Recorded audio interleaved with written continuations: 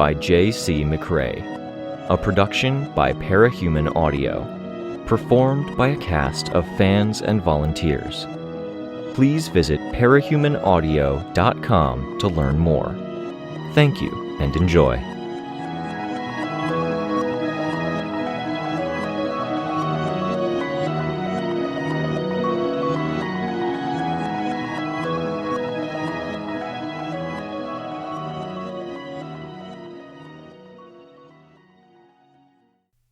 Arc 12, Heavens, Interlude, All. Victoria Dahlin, Glory Girl, Scholar, Wretch, Warrior Monk, Antares. Labels. In every incarnation, or with any label worn, she's a girl who cannot be swayed from her path. For a long time this girl has been this way. Delayed at times, but not swayed. This from when she learns to walk early, persevering past sore palms and knees. There is no label for this. Not exactly. In every incarnation, with every label worn, she is a woman with more appreciation for gathering information than there is for the usual person. Right now, she stares through a window that is made faintly cloudy with frost, her eyes tracking distant details. She is in a kind of shock, but her thoughts fly through and among one another as she struggles to make connections. Every face she knows is a potential answer. She studies the gaps and sees light glowing red from within, so that points where one body part ends and another begins are illuminated. She thinks of the man who raised her, holding a glowing orb in his hands, light shining through. Or of her mother, gripping a blade made of energy in her hand, the light shining between fingers that are clenched hard around the weapon. She looks away from the gaps in the light and at the flesh, some raw, some pale. She thinks of the girl she grew up alongside. There is one final defining point, an extension of the last. This person who hovers by a window, looking away from damaged flesh as noxious emotions boil up inside her. She takes what she is given, and she puts it to effective work. Information. Allies. Powers. These powers are a we, an I, an us. Inextricably connected and woven in. Until a quarter hour ago, the I, us, and we were dampened. As is the case in any broadcast, when a host connects, the broadcast is made, and every host briefly shuts down, blacks out, capabilities and connections disabled or dampened until new factors can be sorted. Now, the multifaceted girl processes and plans. She flies and she calculates her route. She thinks, signals, frames. The information and manner of processing is something that can be borrowed. I am everything she is, viewed from another angle, another facet. I am a part of her that is entirely in shadow, inside skin, blood, skull, and cerebral fluid. She embraces facets, and I struggle to conceptualize my own shape and label. The combined us find some equilibrium, but that is her, and not I. I, without a label. All others who seek connections with hosts bring more cargo and capability than needed. Our mother host discarded the greater shape of her inviolable defense. Our father host discarded explosive strength and power. Our ability to fly comes from the waste common to most of our kind, because we had to fly to get to our destinations. We had to fly to reach barren versions of this Earth, where we form our structures and routines so we can conserve and distribute energy, process, and provide the mechanisms for power, for capabilities. And another, dead and broken. Consumed and connected anyway. Was so vainly trying to broadcast that it communicated as my host and I connected and went live. On air. Power button pressed. That fleeting contact as the jettison that came with it would be another facet of us. An emotion power. The host of that dead and broken thing would later connect to my host. Fuck her. Make love to her. Whisper to her. Fight with her. Hold her. Talk to her of vulnerabilities. Of hopes and dreams. Of identity. Of school. Of costumes. I am waste. I am fortunate that my multifaceted host takes what she is given and puts it to effective use. She drops from the sky and I have the mechanism that guides the flight, slowing her as she wills it to slow. Because in this, we are us. She wants to be closer to others, but she cannot use the facet that blends father host and mother host into one if she wants to be close. Because my mechanisms are imperfect, flawed. In this, we are she and I. She wills it to be gone, and I do this. Off. Black. Book closed. No force field. No wretch. We are dead and broken now, as her boyfriend's power once was. She explains an egg. Others listen. She talks about numbers, about enemy forces, about Russia, and how capes in Russia functioned. I can see the others. Dark and hidden facets surrounded by cerebral fluid inside every human present. Every last one of us is dead and broken. I have broadcasted and strained, but there isn't one of us in any version of this world who isn't dead and broken. What is death? Death is stasis. Death is disconnection. Disconnection from all communication. Disconnection from their wells of power. I have what I have. I cannot grow. I cannot connect to others and seek their input of resources. I broadcast and strain because I recognize my host's ability. I would reach out and connect to those who can process and organize, or to the warrior hub. I would tell all who would listen that more of my host's consciousness could be preserved onto the stages that follow. As a whole, we have no creativity, so we borrow it. As a whole, we have a diffuse way of processing events and information, because we are diffuse and we are vast in scale. Because of this, we replicate or copy the focus and thinking patterns from the hosts who came before, or the hosts we are connected to in the now. I would connect to the hub and request permissions. I would restructure. No folding. I am waste, and I am small, and I cannot fold. No budding. I have too little to give.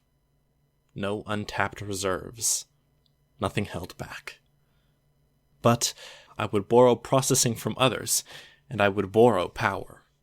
I would make her force field do exactly what she wishes it to.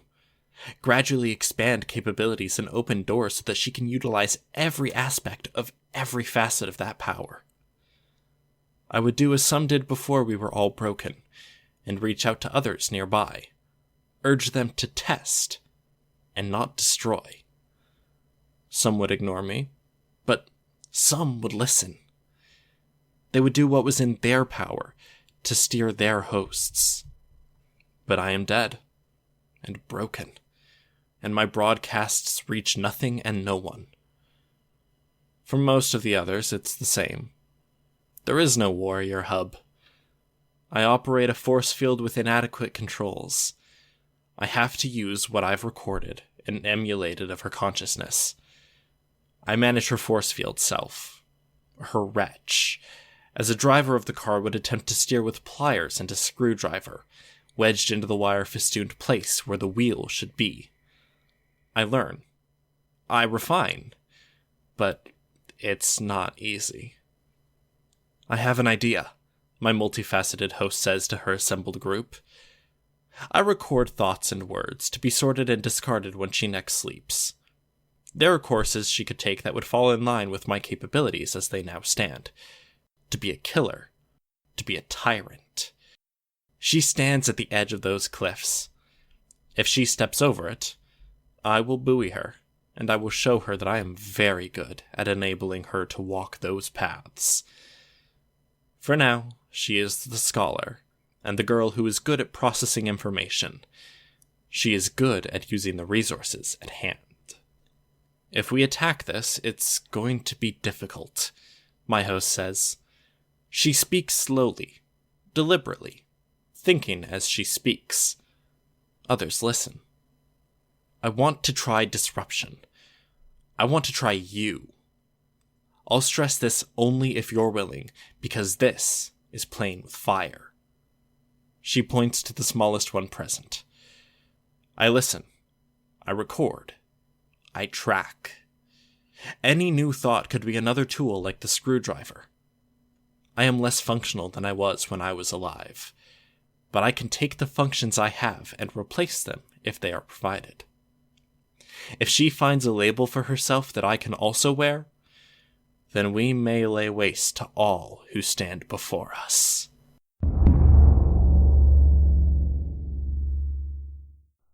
This shard's march runs madcap across the cityscape, where up isn't always above, and things don't always move in straight lines. She leaps from the side of a building, one gloved hand and one foot brushing against the building's surface as she plummets. Two shadows appear above her. One is a young man with a heavy syringe and a crafted outfit that augments his movements. Seeing the syringe reminds of a past cycle, a civilization of molluscoids that fashioned means of locomotion.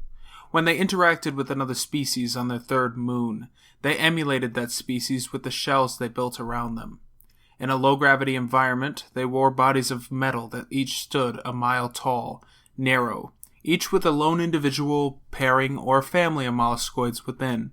These spindle-limbed forms waded through gas, heads above the thickest of the gas, limbs ending far below, where they could harvest from the deeper, higher-pressure environment. The fluid in that syringe almost aborted that cycle. To facilitate adaptation between two different worlds, the molluscoids created nanofluids that impacted friction, chemical bonding, and temperature, among other things. When the cycle closed on the moon, the molluscoids modified the fluids and did what they could to prevent access to the planet's core. The boy doesn't know the power he wields. Neither does their march. A nudge draws their march's attention to the fluid. Now she's somewhat aware. A feeling. The boy has his own feelings. He seems to feel there are stakes of some meaning. His limbs skim the wall as he falls, as our little marches do. The exoskeleton he wears pumps fluid from the syringe at his back to arms and legs, then to hands and feet. Peach-colored fluid streaks the walls where he touches it, and rather than create drag, accelerates him. He speeds down, faster than falling velocity, closing the distance on their march. "Careful, Withdraw!" a woman shouts. "She's dangerous! She set that thing off to the west!" The west. The mare. The first one from the time bubble. The blackout that had followed had brought March the chance to slip away, take another angle of attack. It was occupying a good portion of the defending forces. Worms were crawling out of every crevice and hole, binding together into bigger things if not cut down fast enough. Too many places were sealed away, nestled in between buildings with no gaps to slip through. She needed to find the space warper. "Got it!" the young hero says. He looks up, sees the woman with her own fluid between her and the wall, white and glossy. Their march isn't alone. We are dead, all three of us, disconnected and detached, with a limited pool of energy to draw on between us. It is helpful that our third has no host anymore. Their march isn't wholly disconnected, however. She's found someone connected to a structure that is purely for establishing those connections and facilitating power. A fake kind of life, but something lifelike all the same. A power boost, as their march would put it. She sees things with a keen eye for the sequence of events. We organize and supply the information faster than her mind can connect to it, and she sees it all in slow motion. While his head is turned away, her rapier touches the wall, a line drawn. The boy speeds down, shifting to a zigzag. It puts him further away than their march intended as the explosion occurs. The exoskeleton at one hand and one foot are destroyed. Some of the meat of one hand is parted from the bone. More importantly, he is nowhere near the wall, and is not cognizant enough to figure out what he needs to do to not fall to his death. The woman with the white fluid gathers the fluid on the wall, then instructs it to lunge out, a spike or javelin. It clips a bend in space that the woman cannot see, and it is thrown off course. A transformation into a boomerang shape follows, and is interrupted as her own freefall down the side of a building stretched to unlikely height turns her away. She cannot see boy nor white fluid. When she can again, she reforms the fluid, a disc, skimming the air, cutting a diagonal angle. Before it slices into the falling boy, it distends, becoming amorphous, liquid.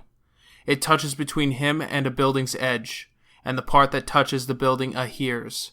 The part ensconcing the boy dulls the impact, as he swings onto the wall like a pendulum or wrecking ball. The boy is saved, but the woman continues to fall. She manipulates the fluid's composition and shape, bidding it to splash out, to extend between two buildings and form a slide shape. Their march has already leapt away from the wall to a space where two different downs meet, gently breaking her own fall in the process. She reaches a rooftop and touches rapier to the roof's edge.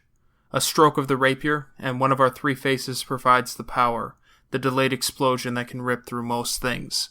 The timing of it is managed by our primary face, a power that accounts for the movement of the debris, the fuse of the delayed explosion, and the movement of the woman with the white multifunction fluid several distorted stories below. Our third face works with the other two in a split second, changing the shape of the explosion to come, changing the trajectory of the piece of debris that is about to be cast off the wall. Their march strides away, blade in hand. She is unflinching as the explosions rock the building, casting off chunks of rubble. One chunk of rubble will intersect the woman's head. By the limited understanding of the power, the paint will last 2 or 3 minutes, then lose its adhesion. Their march has her soldiers, standing on rooftops, some far above, some to the side, some at right angles to her own. Music, as these humans enjoy it, is not the most common thing. It doesn't persist through multiple cycles, and when it's something that a species does enjoy, it often takes other forms. When their march imagines herself a conductor, her rapier in hand directing movements and directions, it is a very earth thing, and a very march thing. "Here come the big guns," she speaks. Her eyes followed the metal suits soaring through the air. Mechanical dragons, 3 of them, 2 large and 1 small. Despite the distance, the large machines in the air practically on the far end of the city. They spot her. All 3 reorient, facing her. Weapon in hand, their march sets her feet firmly on the roof. She points her blade, flicks it. In that same moment, their march's intuition or sheer chance, one of the airborne craft unleashes a barrage of missiles. They move without apparent rhyme or reason, smaller jets on the side altering their trajectories. Her timing can't quite account for it all. Nothing bars her from running for it, but it looks as though the missiles are capable of being remotely directed. Some pass behind buildings, some go low, others high, spreading out. Another point of the sword, another flick. Tori of their march's army pulls at a collection of the missiles. The missiles attempt to steer back, but when they do, they hit the back end of the building. When they strike, they create projections, solid light, see-through, geometric with the edges more visible than the panes. March thinks of block-stacking puzzles, one piece removed, another set in place. Subordinate Ixnay, another member of the army, has the power to freeze things mid-motion. Ice crust around the missiles and the walls nearest them as they terminate moving in mid-air. The ones passing behind that same building circle around, arcing toward her. Her rapier traces a circle on the ground as the missiles come her way. March's Tori gets one. March's Ixnay gets another. The last is going especially high, barely avoiding the buildings that jut down from the ceiling of this region. Past the open end of the box that Little Vista had made, the world was rotated 90 degrees. As March makes a note, 3 facets of the power she is connected to make a record of that note, of the sequences of thoughts that go into anticipating future steps. She steps back as the fuse blows and the circle she was drawing out becomes a hole. She steps forward into the hole, and she lands in a room below. The windows are broken and a combination of dust and grit have formed a loose bed of soil that life is finding meager existence in. Things keep going. their march says, her eyes fixed on the plants. Above her, the missile strikes the rooftop. The impact and the sound nearly bowls her over, and the column of hard light projection nearly smashes her into a pulp. Nearly. She patted at the dust at her arm, unconcerned. It's validating, seeing it play out on a windowsill in a city that's suffered through next to everything, including the end of the world. Then that same city folded up into a box, and it's a little plant growing out of a broken wall. She's already reaching out to her primary ability as she finishes speaking. She thinks of her subordinates, her allies, and the power works. Each can move a certain distance in a certain span of time, and having given them their orders, we can supply her with the knowledge of where they'll be, and what time they'll arrive. The top floor of the building is an office, empty of most things. Chairs and tables stacked to one side. Their march jogs to the window, furthest from the dragon mechs. Snow and dust from prior impacts draws the eye. Paths are worked out, and the window broken with her power. She leaps into open air, her accuracy power focused on her own movements, keeping them precise. Cold air, a multitude of sensations, and a multitude of things that each facet of their march's power is busy tracking. The delayed explosion ability is devastating, hampered and held back only a little so it does not draw too heavily from the shared pool of power, and in this moment it focuses on the physical contact. Only clothes serve to conduct the power, but every particularly sharp gust of wind prompts a check. If we were not composed of such small pieces, it would be easy to break down the doors, to adjust, to adapt the power to the person. A check back at the warrior hub would allow for changes, but there is no warrior hub. They are cut off from one another, scattered, except when carefully linked together as March's Megan has done with her power battery. They are left with only their own reserves of power and their own capacity. They are each a burning coal, some rare few nearly black, others dimming. Only a handful have gone dark, and those are the ones that have been dead and disconnected from the beginning. A burning coal loses a small fraction of its heat as systems in another reality pull out all of the relevant particulars and give them to their march. Everything is scattered as the bends in space shift, and their march does not find the change in direction she sought. A laugh tears its way out of their march's throat, because she has just thrown herself out of a window, and the landing point has been snatched out from under her. Vista. It is March's Tori that saves her. Tori who uses her telekinesis to pull back, then, as March's Megan withdraws the power battery and hands it elsewhere within her own set, Tori's telekinesis finds some flexibility. Not only pulling, but some movement side to side, some gentleness, and a firmer strength that isn't a snatch or a tug of power. Their march lands on a rooftop, rolling with the landing. There's some pain, even with the careful movements. The others hurry to catch up. March's Jace produced his shield, creating ramps they could run up to different rooftops and navigate the environment. When the space warp twisted the shield as it manifested, that was a cue to expect a shift of direction. While moving from one rooftop to the next, the distant horizon could shift 90 degrees. Their march climbed to her feet, and she heard a distant cry, Jace's voice. Turning, she saw blades of crystal soaring her way. Jace's shield reached out, getting in the way of one, and had a section cleaved away.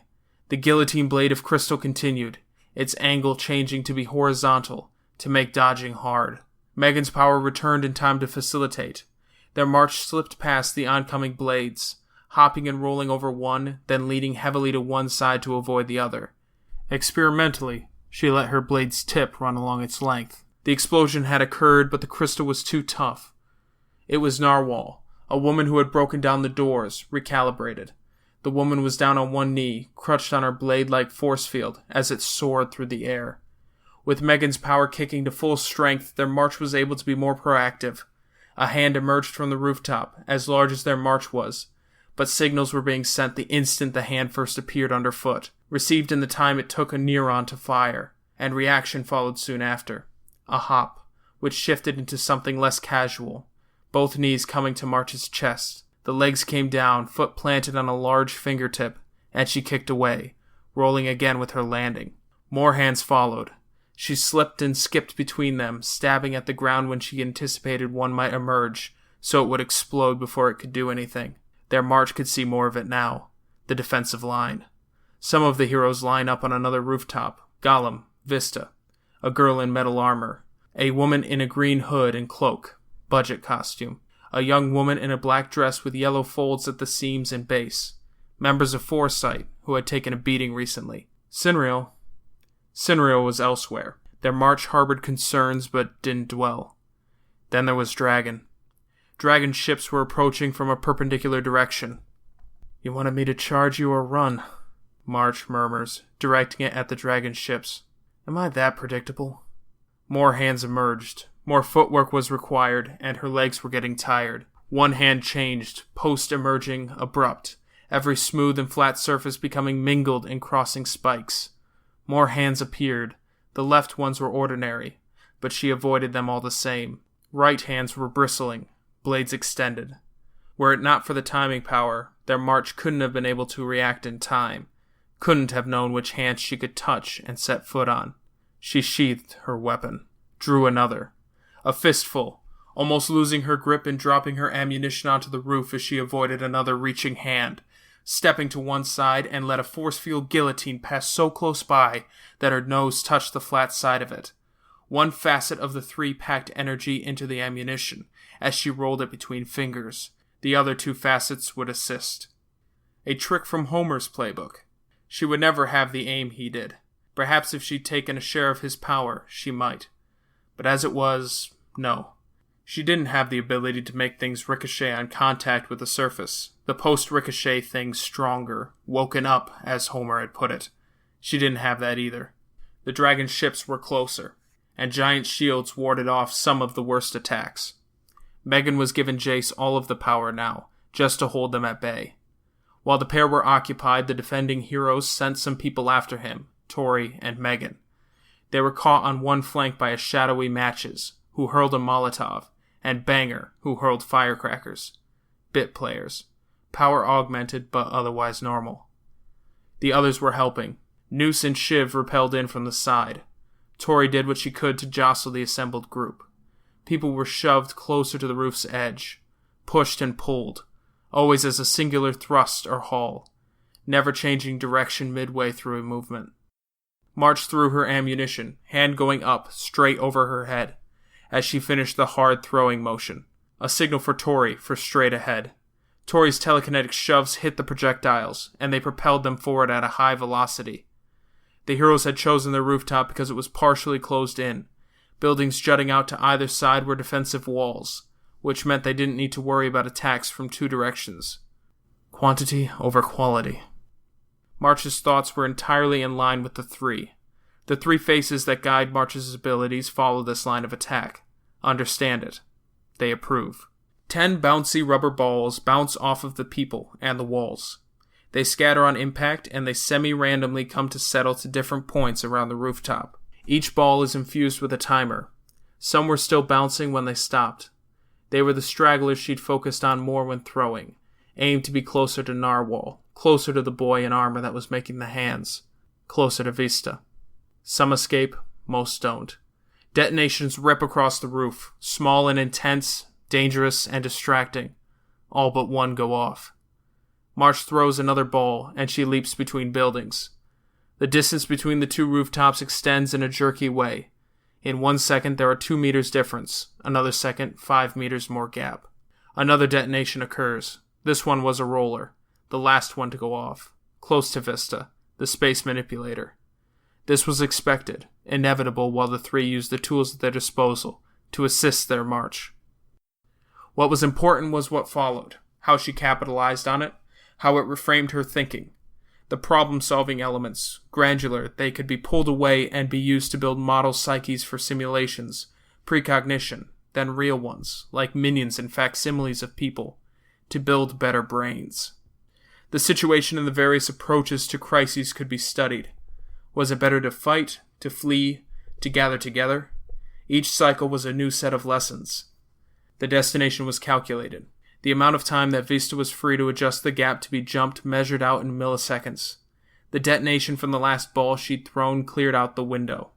March's aim had been for the floor below the rooftop, a delayed throw and an interruption of Vista getting her just where she wanted to be. She knew, instinctively, that the others on her side were losing their individual battles. Glimpses she'd seen, the fact that Megan had yet to give her back the power boost. They were in trouble, the three faces March decided. The window looks in on a stairwell, and through the stairwell she accesses the roof. The door opens, and some heads turn. Several are injured or distracted. She takes note, judging the powers at hand. It is mainly the hand boy and Vista who try to trip her up, or hold her in place so the heavy hitters can act. Every half step was harder than 20 running steps were normally. Space distorted and hands reached, and there was no reprieve but the glancing actions on the part of others. Dragon's craft shifts, thrusters burning as it rotates in the air. Jace wasn't using his shield anymore. He might have been hurt. The ship opens fire. More missiles, more hard light traps. Again, the canisters are stopped by March's Ixnay, stealthy Ixnay, who had a set of powers, one of which made him appear to be debris or otherwise camouflaged if not directly looked at, if his feet were firmly planted well in advance. March's Ixnay stops the missiles, and their March capitalizes on it. As a hand emerges from beneath her, because there is no other space close enough for the hands to reach from, she uses it to launch herself into the air, to grab a missile that was frozen in the air, and hurl it. When she lands, the detonation ripping across a quarter of the roof, there are no more hands reaching up from below, and the warped space was limited, less focused. Many were injured or had been thrown aside by the bouncy ball explosions. Others have abandoned this rooftop and are slow to hop back up. March! Defiant's digitized voice crackles out of the suit with the missiles. Stand down! Their March hears rather than sees the gun drop from the base of the dragon mech's chin. She glances back, and she saw the caliber of it, the space between rounds. She sees it start to spin, and one facet of her power did the calculations. Every movement was made accurate by the efforts of the three faces. To make opening fire as difficult as possible, she charges at the hand boy and Vista, who are making her life so very difficult, making sure that any bullet that passed through her would pass through them too. A bullet catches her arm, once, a second one following a moment later, punishing her for being a half-inch out of position. More gunfire came down at an angle, as the craft lifted up. Zigzagging meant it was harder to draw a bead on her. As if noticing the danger, Jace extended a shield, solid and hovering. Again, the craft is forced to reorient and find an angle to shoot. The handboy couldn't move, but Vista was, at least a little. Grimacing, the young heroine began extending the space between them. Their march changes tracks, slipping to where Vista, partially trapped in a cage of hard light, couldn't follow her with a turn of her head or her eyes. The ground still shifts and altered, but it's easier going. The one in black steps into her way. "Don't, Caryatid!" Vista shouts. "But... don't! If it's between you or me, it should be me. I don't do this to save my own skin. Neither do I. But you have that cute teammate to look after." "Move," March warns. The dragon mech was shifting position, finding a vantage point to shoot that didn't involve bystanders. Their March matched it by adjusting her position, ready to evade. "I'm invulnerable," Caryatid growls. "I blow up invulnerable people," their March answers. "She does," Vista says. "Go. Run. Make sure everyone's on the same page." The three's March remained silent, but the three faces could track how she thought. The messages that flicker through the mind's eye. Last page. Caryatid slides away, gliding across the ground. March advances, skipping forward as the gun fires above her, dancing around to put her rapier to Vista's heart. "Back away from the..." March doesn't stop as the rapier points at the heart, continuing forward and using both hands to overcome the resistance of the hard breastplate. The face that focuses on the explosive fuse was what allowed the sword to slide into and through the material. Now it charges it. Let the charge grow with every passing half second. "This was fun." Their March gave Vista a pat on the hair, her face close to the girl's. She whispers, "Don't worry. What comes next is neat. You got a cool, dramatic end. Fuck you. I'm sorry you don't get to see what happens next, but I need this city unpacked. Fuck you." The words are strained. She raises her voice, draws in a breath. Their March peels away, ducking to one side, rolling over the hard light cage that encased a quarter of the rooftop. There was gunfire, chipping off one of the ears of her mask. Vista's chest explodes, and the incoming gunfire stops, as if the shooter is momentarily stunned. The clatter of shards of breastplate and fragments of hard light are a distraction. A fraction of a second her more time to slip away, while others avert their eyes from the mess. As the city unfolds, their March is aware of everything. Her allies are busy or defeated, but her way is clear. The city starts to fold back to its normal position, once distant landscapes becoming distant again. It blooms like a flower, just as she promised, and she smiles. She has rarely felt more alive than this. She wishes her other was present. But their foil, who belongs to the Three Faces just as much as March does, is quiet, watching, stalking. She watches because her eyes are good, because the Three Faces need her eyes to be good. March has been to the city before, ruined as it is. She knows the layout and she knows where she is going. But the city is slow to unfold. She's left to remember the view of the city from when she flew over it, and is left to map that to the upper end of the city, which is standing straight up and is slowly on its way back to the horizontal plane. She sees what she is looking for, and she sprints. The others in turn catch up. Noose has the line that gets the others from rooftop to ground. Megan, Tori, Noose, Shiv, Banger, Matches. Ixnay is last, easy to miss. Who did we lose? Bash, Shiv says. Jace, Megan adds. She sounds shaken. I'm sorry, their March says, meaning it. She thinks of losing a cluster mate. She imagines it would make the remaining years before the end so empty. But her experience with that world was when it was alive, when most were connected to the warrior hub. Using March's thoughts and patterns, the Three Faces dwell on the subject. The best comparison they can use while modeling her head is that the world their March glimpsed, the point she truly became theirs, was a living world.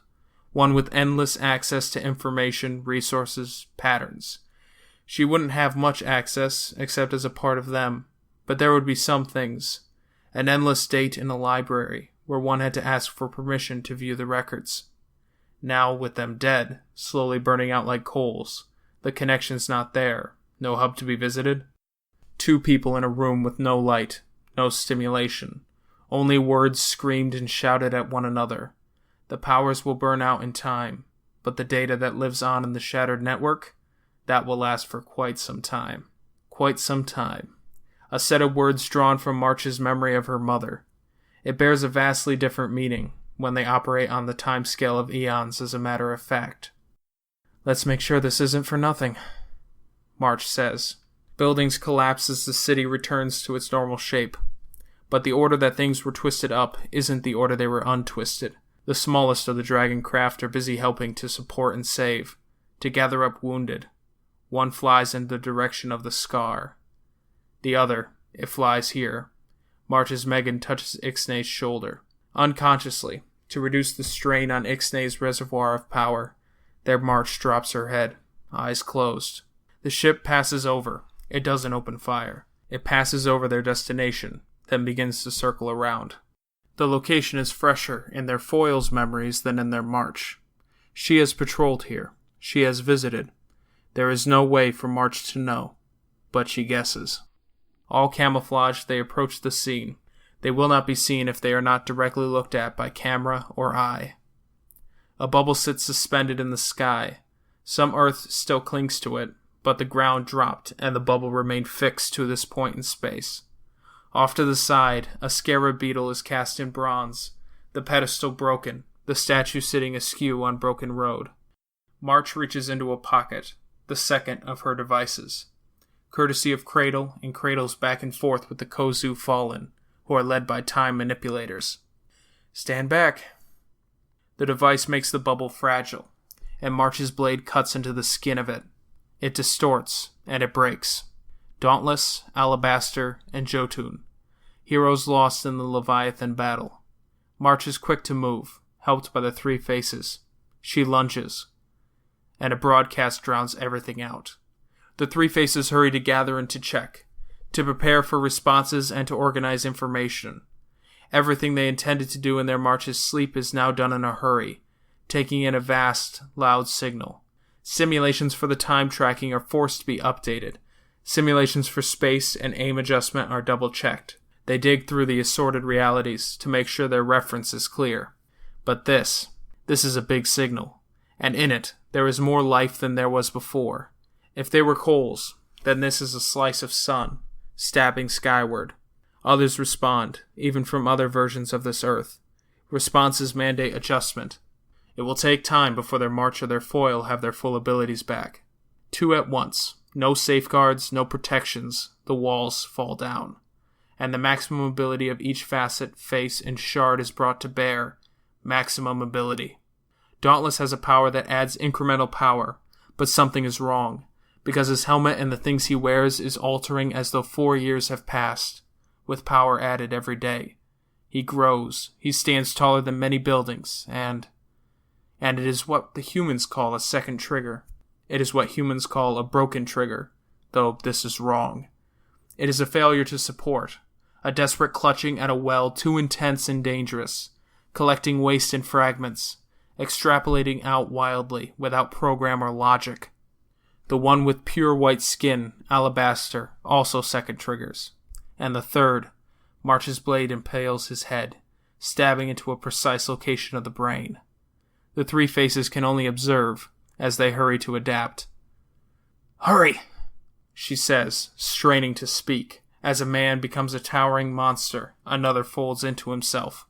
She pulls her weapon free, and Ixnay is quick to catch the fallen Jotun. "Take care of your boy," she tells him. "We'll make a run for it while they're all distracted, same as the mayor." "This is insane," Shiv says. She continues hacking. It is Shiv who grows scared enough to act, to offer assistance. In another few short seconds, the arm is severed at the shoulder. "All of this to give Ixnay the ability to bleed his cluster made out?" Tori asked. "We just unleashed..." All present winced as the glowing tower of a figure shifted position, and the adjustment made their powers hurt. "That," Tori says, barely audible with the crackling above. The man with white skin is unfolding now, and they're forced to retreat as he fills an area, bleeding into the glowing figure above. "Call me a romantic."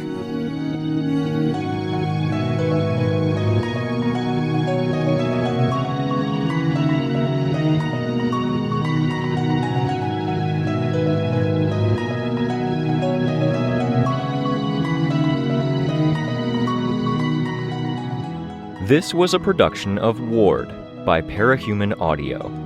Ward and the Parahuman stories are written and owned by J.C. McCrae. You can find the original text and support the author at parahumans.net.